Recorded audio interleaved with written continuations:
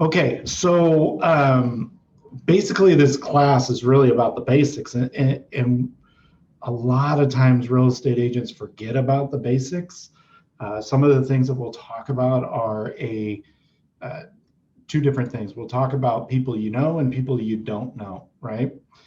The conversion rate for people that you do know should be a 12 to 2. So for every 12 people you have in your database, you should get 2 transactions per year.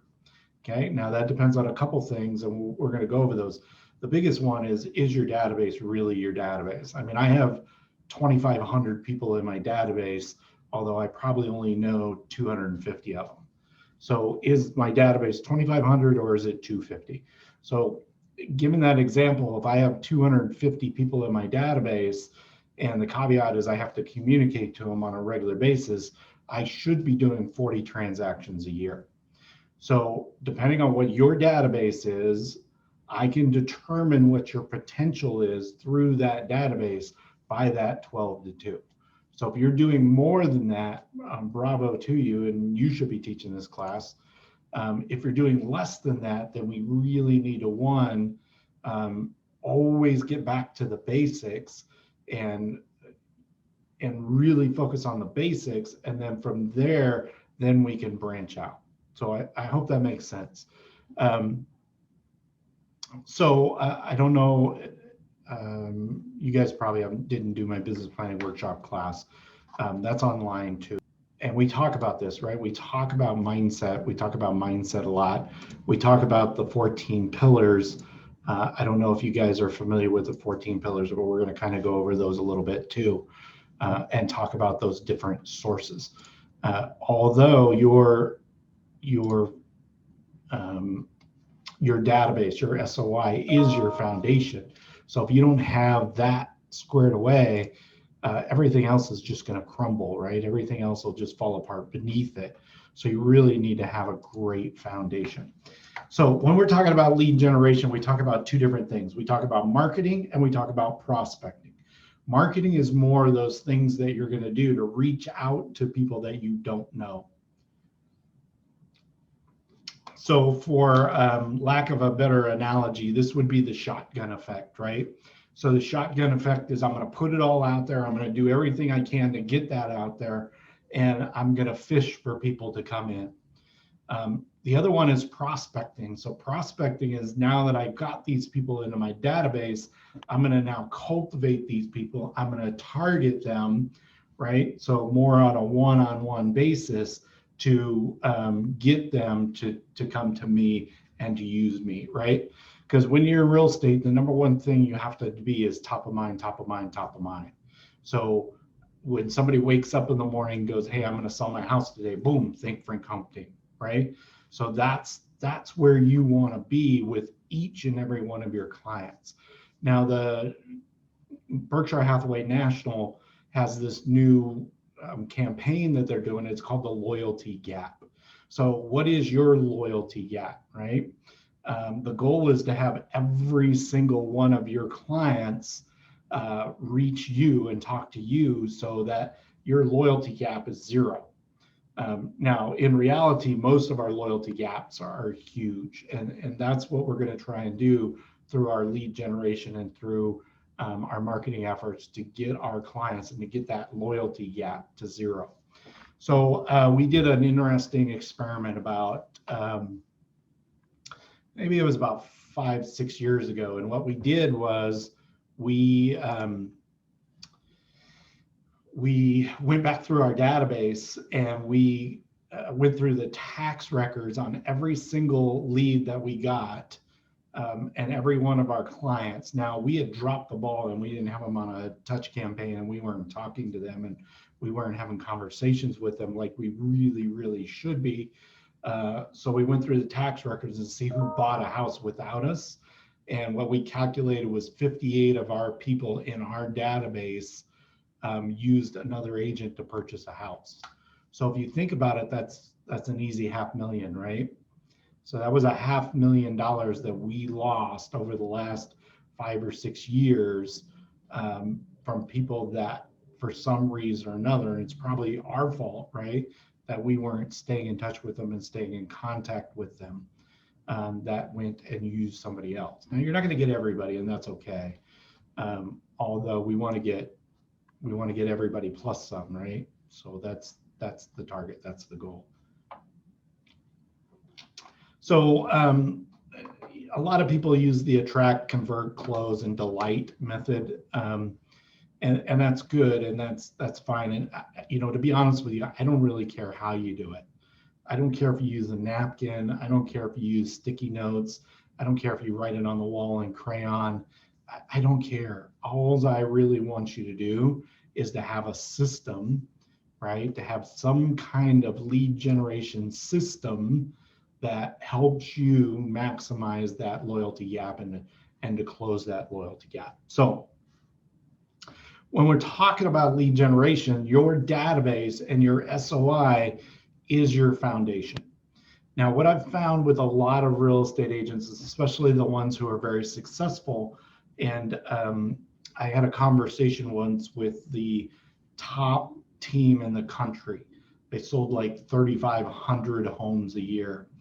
And I asked him, I said, look, what percentage of your business is from your SOI and your database? And he said it was 10%. 10% of his business was from his database, which just blew me away. And he was okay with that, right? Because he'd gotten to the point where it was easier just to pay money to get new clients than it was to create a system to reach out to his database and his SOI. So if you think about that for just a second, SOI is sphere of influence. So, and we're going to talk about that. The last 4 slides are core database or SOI and database. So I'll answer that in a little bit. So if you think about it, that team, let's just say they did 2,500 transactions a year, right? So that means every year they're adding 2,500 people to their database. So I got to grab my calculator. If we're using that analogy, 2,500 people in your database of a 12-to-2 conversion rate, that means that team should be doing 410 deals just off his database every year, right? 416. So 416 deals should come from that database of his every year. Now remember, every year he's adding 2,500 more people. So every year he should be adding 416 people to his database or to his number of transactions. And all those people are going to be, half of those are going to be people that he doesn't even know. They're just referrals from his database. So really he should have been doing 5,000 to 6,000 transactions a year just off his database, because in 4 years' time, he added 10,000 people to his database, right? So, that's an extreme example though, right? Somebody who was doing that many deals. The whole point to that, and I probably could have done that 4 minutes ago and made it a lot easier, was don't forget about your database. I don't care how big you are. I don't care how big your business is. Your database is the single most important thing out there, right? It is the one thing that you can always rely on. And it's a lot cheaper to work with your database than it is to work with any other marketing or prospecting that you could possibly do out there, right? You could actually have a database system that is absolutely free. Doesn't cost you anything. So think about that. Now, one of the things that we always encourage our agents to do is to use the alphabet method. And basically what that means is I want you to call 2 letters of your alphabet every single week. Now, let me rephrase that. I want you to contact 2 letters of your alphabet every week. I don't want you to call and leave a message. I don't want you to call and hang up. I want you to actually have a 2-way conversation with your database every week. So if you think about it, let's say the average agent has 200 people in their database. So 200 people. Now the rule of thumb, so if you call 2 letters of the alphabet every week and have a conversation with them, you're going to get through your entire database in 3 months. Okay. So every 3 months, you're having a conversation with your database about real estate, and you're talking to them about real estate, or you can talk to them about anything. I don't care, right? I don't care what you talk to them about. The sky is green, the sky is purple, the sky is yellow. It doesn't matter. All that matters is that you're having a conversation with them, and then you back it up with a touch campaign that reminds them that you're in real estate, and your loyalty gap is going to shrink tremendously. Okay. So if you call 2 letters of the alphabet every week, you're going to contact your clients 4 times a year, and that's the goal, right? So if I contact them 4 times a year and I have 200 people in my database, that's 800 contacts a year. And if there's 50 weeks in the year, that's 16 different contacts. So let me ask you a question. And if I have 200 people in my database, and the rule of thumb is 12 to 2, I should do 33 transactions from my database every single year. So I don't know about what your guys' average price is, or average commission is. Let's just say it's 10 grand to keep the math easy. Would you be willing to make 16 calls every week to make $330,000? Right? I mean, who wouldn't? So, it's amazing how we always take our database for granted and how we really don't reach out to them and have a one-on-one conversation with them. So think about that, right? And I didn't make this 12 to 2 number up. This is a statistic that came from a study, a white paper study that was done a while ago. It's probably 15, 20 years ago, but it's still relevant, right? It's still, it's totally relevant. And I know it's relevant. And the reason why I know it's relevant is because look at Redfin, right? Redfin is only in business. They are only in business because real estate agents are afraid to reach out to their database and their SOI. If every real estate agent who had a license contacted their database on a regular basis, followed it up with a touch campaign, Redfin would be out of business. They just wouldn't exist, right? They'd have to give you all of the commission back to get you to use them instead of a third of it, right? 16 calls a week. If you have 200 people in your database and you call them 4 times a year, that's 800 calls a year, right? If I work 50 hours or 50 weeks out of the year, because we take 2 weeks off, that's 16 contacts a week. If you follow that up with a touch campaign, right? So you got your calls, you got your touch campaign, then you should get a 12 to 2 ratio. So a 12 to 2 ratio for 200 is 33 transactions a year. Contacts a week, right? Not calls, contacts. So you actually have to have a 2-way conversation about real estate. A 2-way conversation is not an email. Email doesn't count. So it's got to be a phone call, in person, Facebook direct message or something like that, text, belly to belly. Okay. Yeah, we still do belly to belly. Right? Because real estate is all about relationships. If you can create those relationships, you'll be just fine. You'll be the real estate agent of choice, right? So a touch campaign, we'll go over the touch campaign in a little bit, Sean, and I'll give you an example of that. Yeah, nobody would go to Redfin's website if they had a real estate agent that they would call. I mean, everybody wants a doctor, everybody wants a lawyer, everybody wants a a dentist. I mean, you only call around to find a dentist if you forgot who your dentist is. Yeah, I think part of that concept is because we're never going to stop people from going on the internet and searching, and they love to go on the internet and look at houses. And what happens is they go on the internet and look at houses, and then they think, "Ooh, that one looks interesting. I think I'll ask that realtor about it." And I question or call or email the realtor that comes up on the screen. And so I don't think we're going to stop people from doing that. The question is, how do you get those people to understand when you see that, call me, your realtor, don't call the realtor there. So Right. I would say that part of that is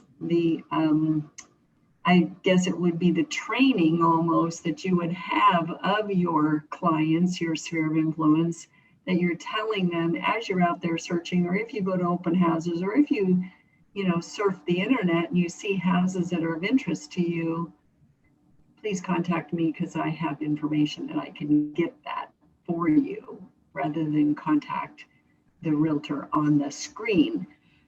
Right. I mean, what you're going to do through your 4 contacts a year and your touch campaign is they're going to go to your website, right? You want them to go to your website because they trust you, they know you, right? It's like a mechanic. I mean, nobody feels good about going to a mechanic they don't know.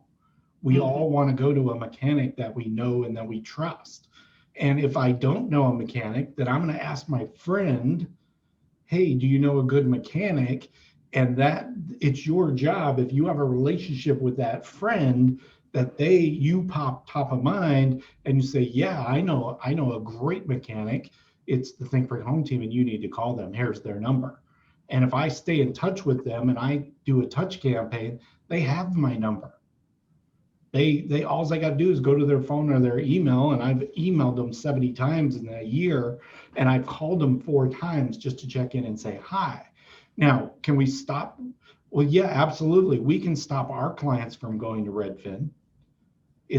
Now remember the comment was, if every single real estate agent out there stayed in contact with their clients, Redfin would go away.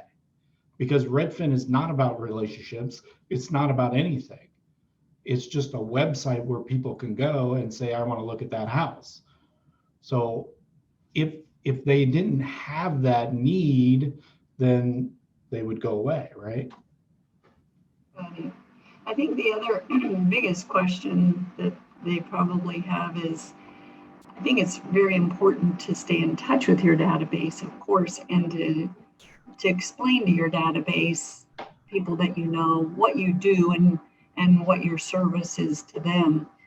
The other next question, I'm sure that's what you're going to hit on, is how do I grow that database? Or what if I don't even have but 50 people in my database and I want 200? How do I do that? Yeah, so that was an awesome segue right into the next slide. So there are 14 different ways to build your database, to build your real estate business, right? The first one is open houses. Now, I'll tell you that I built my business on open houses. Now, are open houses as effective as they were even a year ago? Probably not, although they're going to come back, right? They're absolutely going to come back. My first year in real estate, I sold 24 houses. I made 140 grand. Now remember, that was 17 years ago. So in today's dollars, that's like 250. I had 0 people in my database because I owned a business and my business was 30 miles away. So, and the only people I knew were my employees, and they're probably not going to use me, right? So I had to start fresh. I had to start new, and open houses were the way to do that. So I did 2 open houses every week. And then during the summer, I would do 3 a week. So that's where the majority of my deals came from my first year. And I just kept rolling through that, right? So open houses are huge. Agents to agents is another one. This is one that we tend to forget. So think about that, right? Think about creating a business around, create a business around, actually around getting referrals, right? I've had agents refer me because they didn't want to leave Seattle. They didn't want to leave Olympia, right? I'll go anywhere. I don't care. I'll travel the entire state. So think about that, right? Social media is huge. The National Association of Realtors said people will check you on 10 different sources before they will use you. So have a presence on social media and really get into it as opposed to just kind of doing it superficially, right?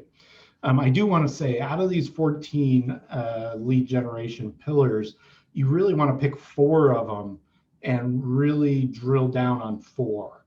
So what we want you to do is we want you to master one of them at a time. So pick 4, master 1. You're still going to do the other 3, although you're going to master 1, really get that one rolling. And then what you're going to do is switch over to the other one, master that one. And then once you master that, and then by the time you master the 4th one, you're probably going to have to go revisit the first one and then really work on that. So this is the difference between being entrepreneurial and being purposeful, right? I'm going to pick 4 of these categories and I'm really going to work on these, always keeping in mind that my database and my SOI are my foundation. And then the pillars are what leads into your database and your SOI. So think about that, right? So social media, Pinterest, YouTube, Instagram, LinkedIn, all those, right? All those are huge abilities or ways for you to build your real estate business. Facebook is its own pillar, simply because it's so big and there's so much to it that you really need to focus really on Facebook if that's going to be one of your pillars. Now, Facebook and social media kind of go hand in hand, although Facebook doesn't really like to play with the rest of the social media. So just think about that also. For sale by owners and expireds, sometimes we clump those together, although they are 2 totally different systems. They're 2 totally different lead generation pillars because they both require different things, right? A farm is a great way to lead generate. What we do say though is that we marry a farm, we don't date a farm. So once you pick a farm and once you're starting to advertise that and going through that, you really need to stick with that farm. Many real estate agents get into real estate and their broker says, hey, you want to do a farm. Well, remember, a farm takes at least 7 to 9 months to get your first transaction out of it. And also remember, it's people you don't know. So it's going to be a 50 to 1 conversion rate. So just think about that. So farms are great, although they are going to take you a little bit of time to start getting that up and running. Door knocking. Door knocking is an awesome way to lead generate. I know a lot of people don't do it. A lot of people are afraid to door knock, and that's okay. If it's not your thing, then don't pick it. Okay. Now, I do have a gal in my office. She's the door knocking queen. And she says, look, for every 44 people that I talk to, I'll get a listing. So if I get a listing, I'm also going to get a buy side out of it because my marketing is going to create a lead for buyers also. So that's not a bad deal, 1 in 44.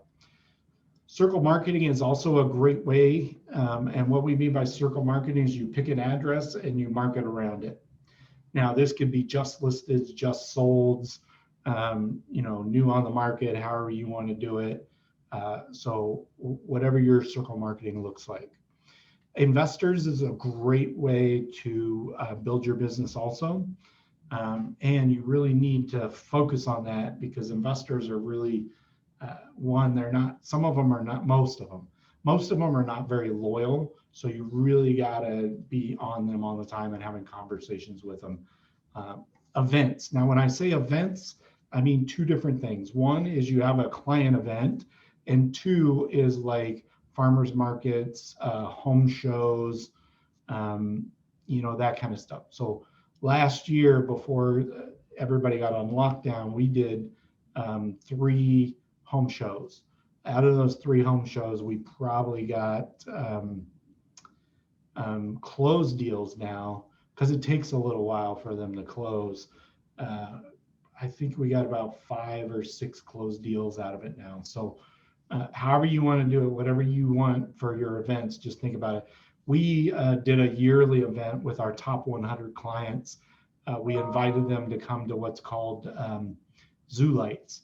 So, we invite 100 top 100 clients plus their families, and Zoo Lights is at the Tacoma Point Defiance Zoo, and we would buy hot chocolate and cookies, and they could come and just see all the lights, all the Christmas lights, and all that stuff. So, networking is like a business to business, or creating your own. I would actually create my own network group. So plumbers, electricians, all that stuff. So you create a networking group that refers back and forth to each other. SEO, or search engine optimization, is a great pillar. It's free, it's inexpensive. It does take a little work, and it does take a little bit of time. Search engine optimization is also known as organic leads from your website. So a lot of real estate agents, even in our company, never change their website. So their website is exactly like everybody else's website. You're not going to get anything out of that if somebody's organically searching you. Paid leads. Let's talk about Home Partners first, and then we'll talk about paid leads. Home Partners is a great program, and if you're not doing Home Partners now, you really need to take a look at that and see if it works in your area. 1, if they're actually doing it in your area, and 2, if it works. It works very well in our office. I think last year we closed, or let's say 2020. In 2020, I think we've closed 32 deals just from Home Partners in our office. Now let's talk about the last one. The last one is paid ads and paid leads. Should you do that? Well, you can do paid leads and paid ads, although Home Partners, Tracy, what is a home partner? It's not what is a home partner, it's Home Partners, one word. Home Partners is an investor out of Chicago that purchases homes for people that can't qualify to get their own homes. So they will rent it to them for up to 5 years. And within that 5 years, that client has the ability to purchase that home at a predetermined price. Okay. So it's really an investor, although it is its own program. So you can go to homepartners.com and check it out, and sign up as a real estate agent, and go through their training and do all that stuff. And it's a great way for brand new agents to get their first deal. Right from day one, you can start working on Home Partners. A lot of the agents are doing it for Craigslist and Facebook. So let's talk about paid ads and leads. Now, last year in the entire United States, 5 million homes sold. There were over 100 million leads that were sold to real estate agents. Okay.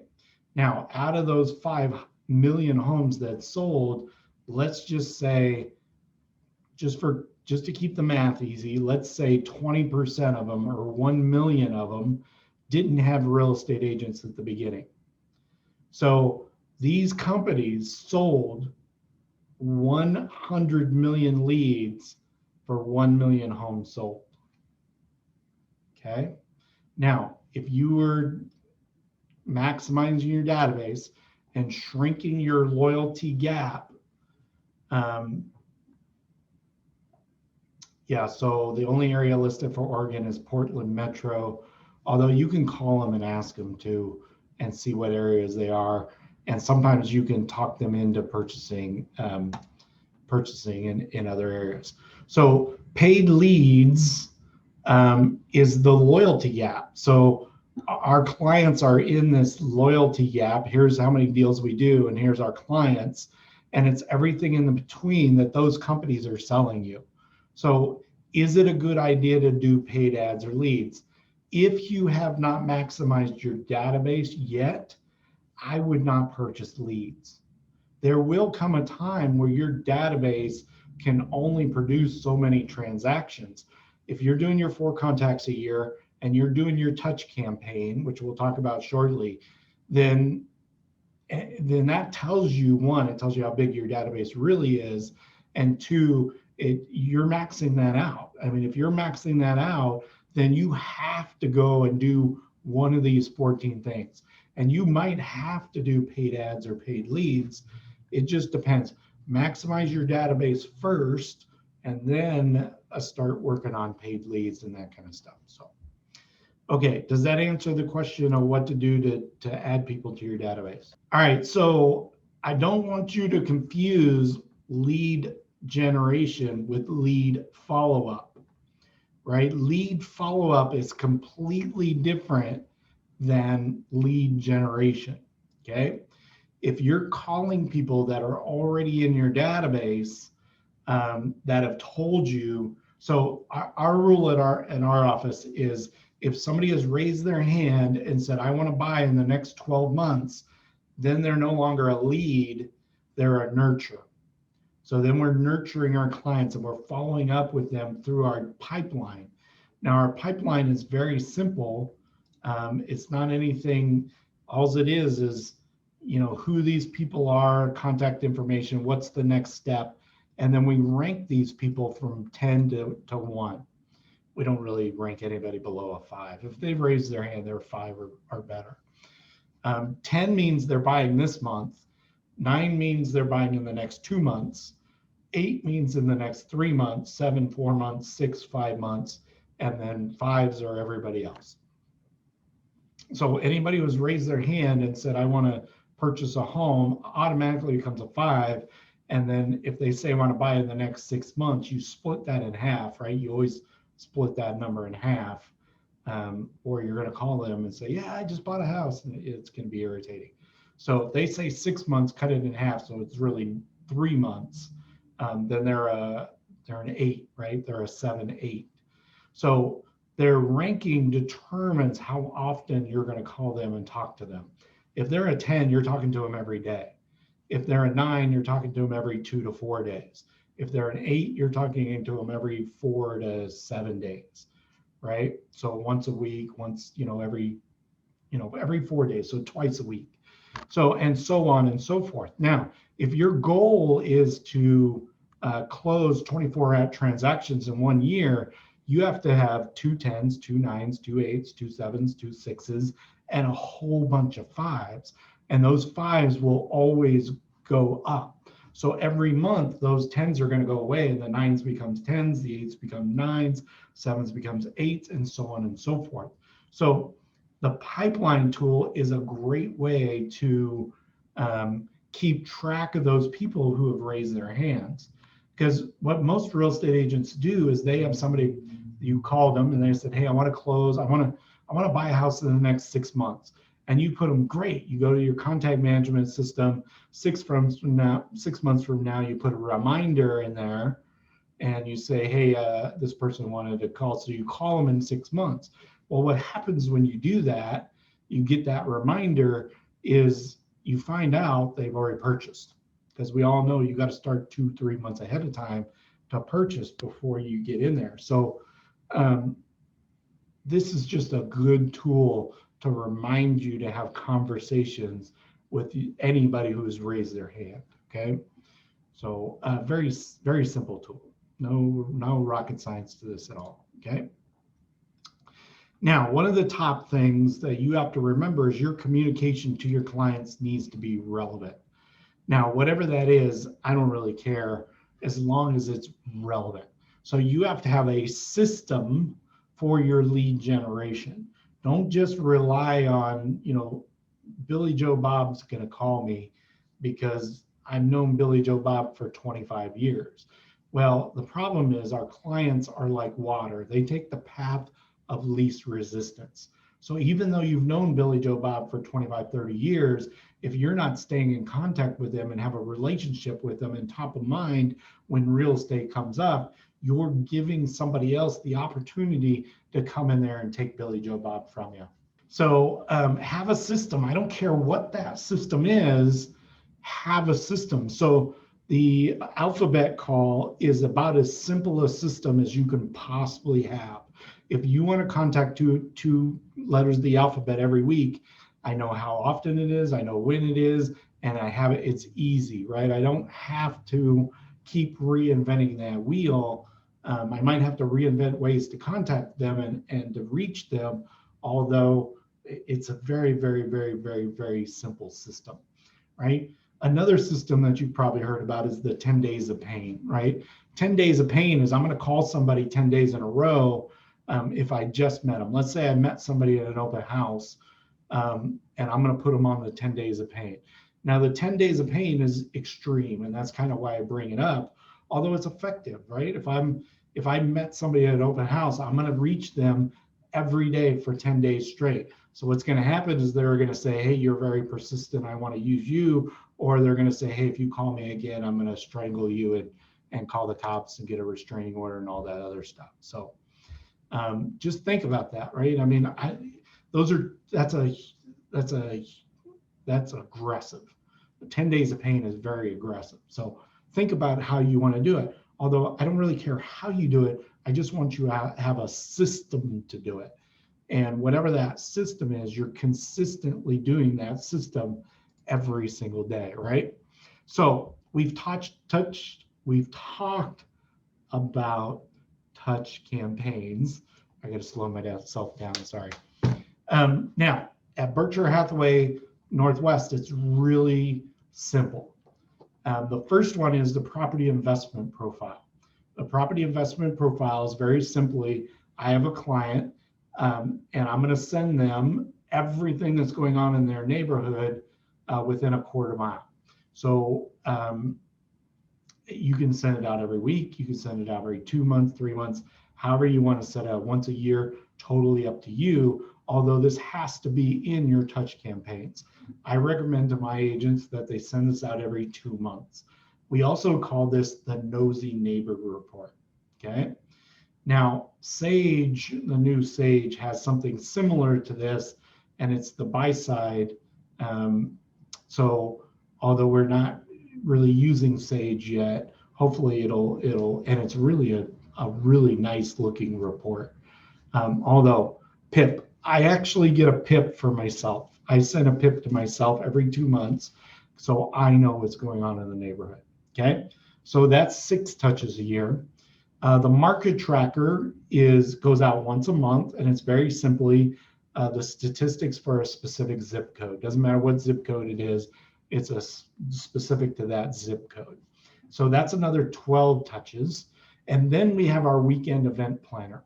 Now, I will tell you that I was at Prudential, then Prudential turned into Berkshire Hathaway, and we did a weekly event planner every week.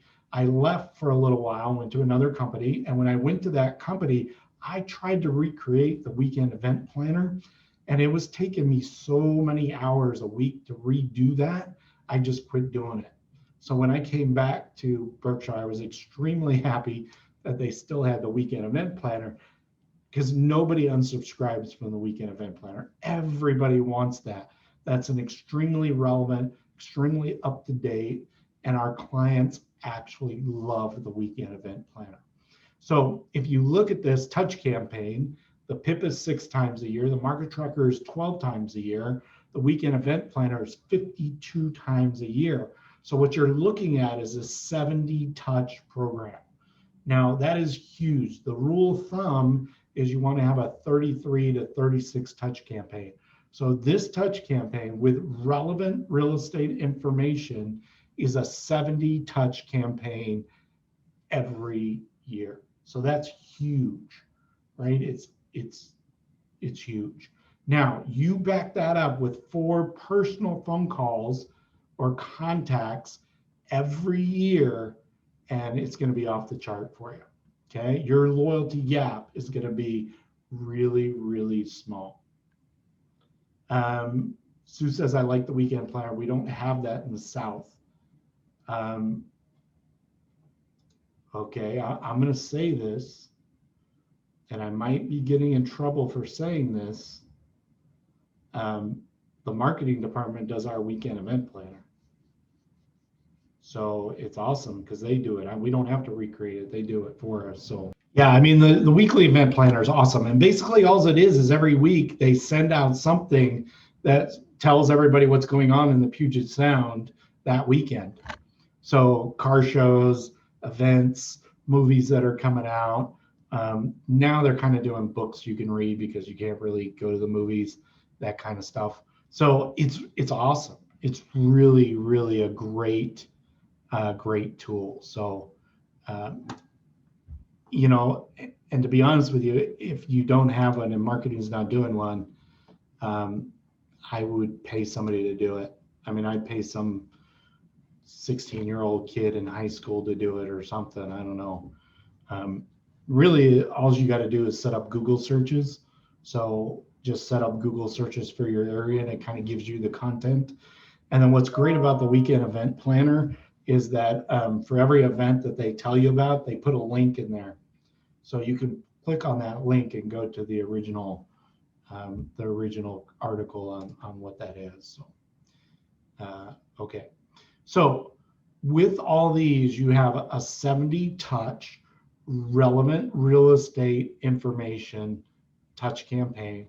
Back that up with your 4 phone calls and your loyalty gap will be 0, right? Because people are seeing you every single week. You're talking to them once every 90 days, right? So you can't get better than this. Now, the beautiful thing about everything on the left-hand side of your screen, I'm assuming it's on the left-hand side, it's automated. Once you set these 3 things up, you never have to go back to them again. You just set them up and they cruise right along. So then all you have to focus on is your 4 calls. So if you can get this 70 touch campaign going, all you need to worry about is your 4 phone calls. Okay. So just think about that. Now, I also want to focus on the power of the handwritten card. You don't have the PIP either in the South region. We have buy side the brokers can set up.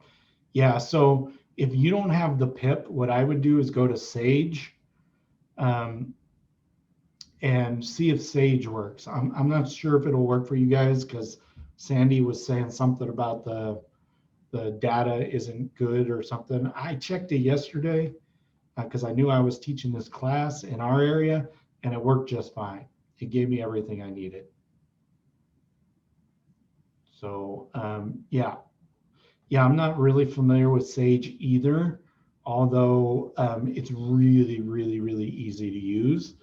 You just put your client in there, click on your client, hit marketing report, tell them what their address is, and boom, Bob's your uncle, it goes. Okay. So handwritten notes. I don't know how many have read the book, The 7 Levels of Communication. If you have not read this book as a real estate agent, just read it. It is awesome. The 7 Levels of Communication is written by a guy named Michael Mayer. Michael Mayer is a real estate agent out of California, and he was talking about what his business was and how it's tough during tough times and all that stuff. What he talks about is coming from contribution. I'm not going to ask you for anything until I give you something. So I'm going to give you what the interest rates are. I'm going to give you what's going on in your neighborhood. I'm going to give you what's going on in your zip code. I'm going to tell you what's going on in your area. And then I'm going to create a relationship with you. And then I'll, eventually you'll just give me what I want, right? Or you'll give me my leads. Now, one of the things that he talks about is how to do a handwritten note. And there's 6 very specific things, right? Don't use branded cards, use blue ink, use you, not I, me, my, or me. Positive projections, compliments, rightly. So what that means is, I just happen to have one. So here's a handwritten note, right? Most of us write it this way. So we'll write on here. What he's saying is tilt it. And if you tilt the card, you fill the card out a lot faster. So you don't have as much to write. So it's easier to write the card. Oh, here's a card. Right? So I take this card and instead of writing like this, I just tilt it sideways and then I write on it sideways and that fills the card. So makes a huge difference. If you have not read this book, you got to read it. Big letters, yeah, totally. Okay, handwritten notes are huge. All right, scripts and dialogues. Now I get a lot of kickback when I talk about scripts and dialogues, and that's okay. You don't have to use them. You're just not going to be as effective. Bottom line, that's how it is. Now we always talk about. I will talk about my all-time favorite script. That's not one of these. My favorite script is, hey, this is Paul Frank with Berkshire Hathaway Home Services. You have a second for a quick question? And they say, yes, I do. Awesome. If you had a real estate question, do you have somebody you would call? And they normally would say, no, I don't. If they say, no, I don't, then, hey, I would love to be that person. If you ever need a plumber, electrician, a moving company, a landscaper, cider, windows, roof, anything that has to do with real estate, please give me a call. I have all those connections. Feel free to use my connections. And by the way, I send out relevant real estate information on a regular basis. What is your email address? And then you can get their email address if you don't already have it. And hey, from time to time, I send out relevant real estate. And then the last part is, oh, by the way, if you have any friends that have real estate questions, I would love to help them too. Now, if they say, yes, I have a real estate agent, that's okay. Hey, I'd love to be your backup. If for some reason your real estate agent doesn't get back to you quick enough, please feel free to reach out to me, and I'd be more than happy to answer those questions for you. Okay, so that's my all-time favorite script. Now, scripts are very simple. The Forge script, once you've made your initial phone calls, really all you're trying to do is follow up with these people. Now, what's interesting is that you can follow them on Facebook, right? So you already know what's going on. Although we use the Forge script. So family, how's the family? Occupation, how's work? Recreation, have you done anything fun lately? And dreams, what's your real estate dreams for the next 24 months, right? So it's very simple. It's not rocket science, and it is a script. It just keeps you on track and keeps that conversation going, okay? So practice those scripts. Now we're going to talk about people you know, and I think this will answer the question from earlier, what is a database and what is an SOI? So again, these people need to be on a touch campaign. And again, I don't care what your touch campaign is, although if you want it to be effective, it needs to be relevant and it needs to be real estate related. So that when people think about you, they think top of mind. So how many of you guys have gotten a handwritten note card in the last year? Probably not very many of us, right? Just think about it. Think about when's the last time you got a handwritten note. Now, when we talk about our database and our SOI, we talk about certain things. Your first one is your core. So I want you to think about your database, and your core is defined as anybody who gave you 2 or more deals per year. So if you have a client, you have a favorite client that gives you 2 or more deals, that's considered your core. So somebody that might be in your core is your lender, your title and escrow, family, all that stuff. Now think about it, and you want to keep this group relatively small. The reason why you want to keep it relatively small is because you're going to do special things for these people. Now your core, you're really going to talk to on a regular basis, so maybe even once a week. So your contact with them is going to be once a week. So at the end of the year, you're going to take your core out to a fancy dinner. So there may only be 10, 12 people in your core, but you think about it, that's 240 grand that you made, or 12, 24 contacts.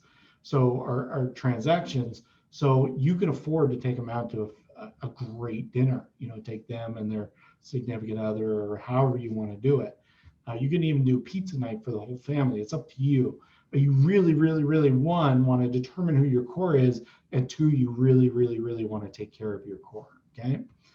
And then the touches could be holiday events, sporting events, take them to football games, baseball games, hockey games, basketball, whatever you want to do. Have a yearly picnic, do a movie night. Movie nights are great when we can actually go back to the movies.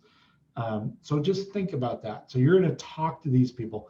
Now you're going to keep this group small because these contacts are going to be intimate, right? Now, if you start getting 40 people that are giving you 2 deals a year, change your core to 3 deals a year and get that back, and then kind of, because everybody wants to be in that group, right? And post it on social media. Hey, I took my core to, or whatever you want to call my VIPs or my special clients. And then everybody's like, well, why aren't I a special client? Well, these guys give me 2 transactions or more per year. Okay, now we talk about our sphere of influence. So we have our core. Now our core is within our SOI, although our SOI is really people that we know. So who do we know? That would be our SOI. And the way I explain this is if I'm in the mall and I'm walking this way and they're walking this way, they look across the mall and say, hey, that's Paul, right? So that's what your SOI is defined. So really your SOI is going to be on your touch campaign, which is 36 touches or more, and your 4 contacts a year. Okay, so we go core, SOI, and then we go into your database. Now your database is everybody that you have contact information for. So this could be a huge number. It could be 200, 300, whatever you can manage. It's going to be in your database. Really, really, really take care of your core. Really have a personal relationship with your SOI. Your database, you can probably just put on a touch campaign. You might not get a lot of transactions out of it, although if you're doing it right, you're still going to get a couple of here and there and get those contacts. And it's very simple because you're not managing it. You're not doing anything with it. It's just kind of there. Your core and your sphere of influence is what you really, really want to focus on. And your database can be however you want to do it, right? So I hope that explained the SOI part of it, okay? So I have scripts for everything, right? I got scripts. I mean, we all have, you should have scripts. I got scripts for my scripts, right? So, all my agents will ask you, the first thing I say to them is, okay, what's your script for that? So you just use scripts. It just makes you, one, it makes you calmer. It makes it flow easier. And it's just a much, much better way to communicate and just have those off the top of your head. Okay. Paul, do you do anything special around the holidays to touch base with people? No, not really. We had our SOI that we would send Christmas cards to. Basically, though, those were the same people we would invite to the zoo lights. So, and when you think about it, that zoo lights event probably cost us.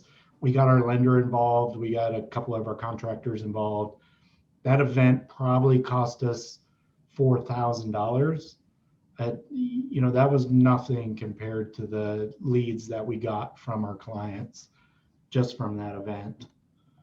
So Melissa asks a good question. I just don't want to lose this. How often do you purge your contacts? Her question is actually, do you purge contacts after so much time? And I think that we always have to be working in the database and cleaning them up. But do you have a rule of thumb that you're doing up there? So your core and your SOI, you're always constantly working on that, right?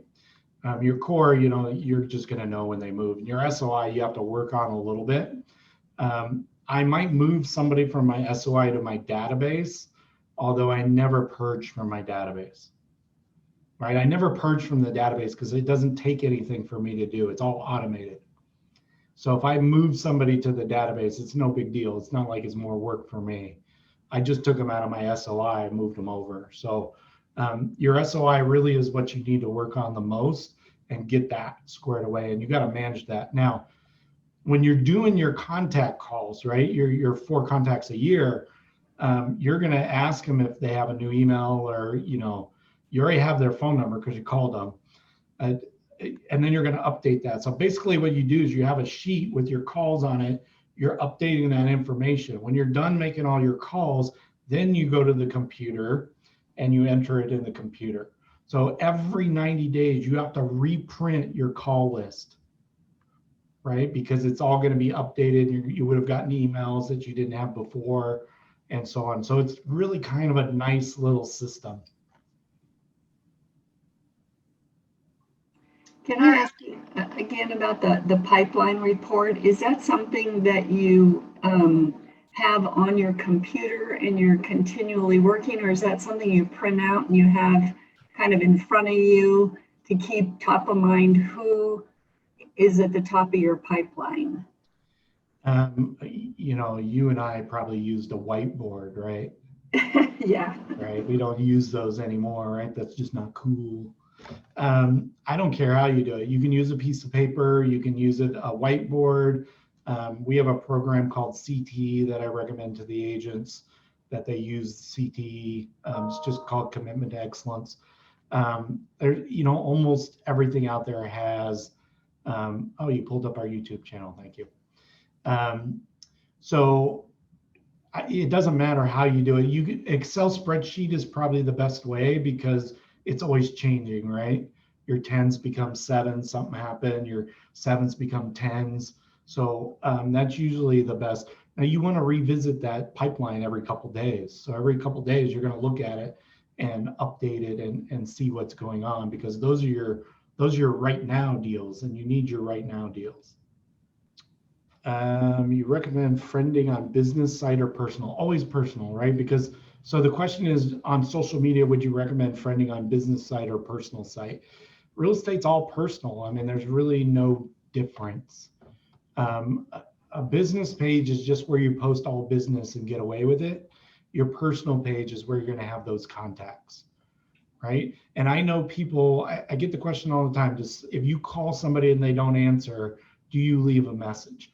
Well, that's up to you, right? There's two schools of thought. So one is no, you don't leave a message and you just keep calling them back until you answer. The other one is you use the script. Hey, this is Paul Frank with Berkshire Hathaway Home Services. I have some great information for you. Give me a call back. So now, you know, I'm kind of giving you a reason to call me back. I didn't call just to call. I'm calling for a reason. And then hopefully they call you back. If not, then start texting them. If they don't reply to your phone or your text, then get on Facebook and start direct messaging them and, you know, just kind of hunt them down. So the other question that I saw embedded in here a little bit, Paul, was did you have a recommendation for scripts? And I know that we probably all invited people that aren't in the company yet or have just started looking into real estate. So do you have a generic source that you might recommend for scripts? I'm not a big Tom Ferry fan, although Okay. he has some great scripts. Now he stole them from everybody else. Right. So I mean, they're all kind of the same. What I would recommend is that whatever your pillars are, so whatever your 4 pillars are, find the scripts for those 4 pillars. Right. So if you're door knocking's very simple, although there are different scripts for the reason why. I mean, if you're door knocking for your circle marketing, then it's, hey, I just want to let you know that the house around the corner sold for more than asking price and it had 6 offers on it. So what that means is you have 5 buyers that are looking to purchase a home in this neighborhood. If I can get you your dream price, would you talk to me about selling your home?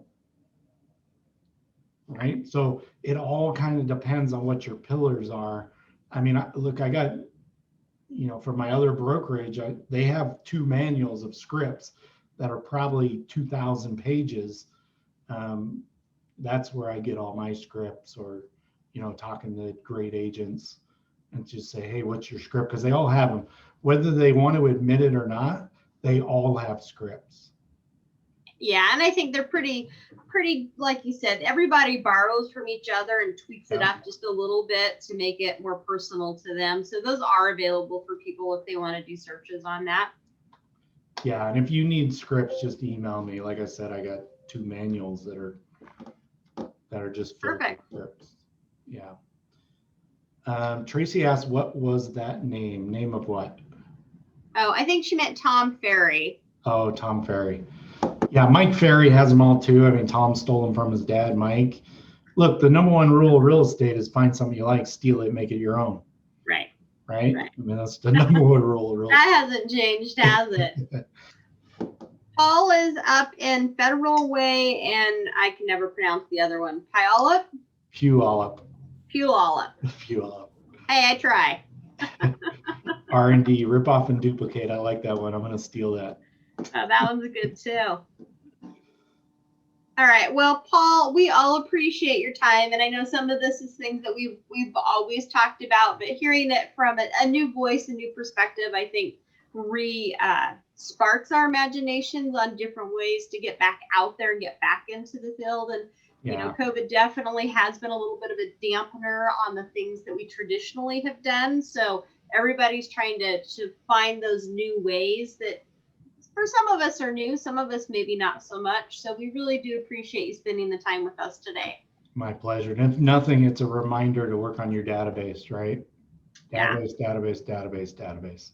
Yeah, that's really our foundation of anything that we're doing in real estate.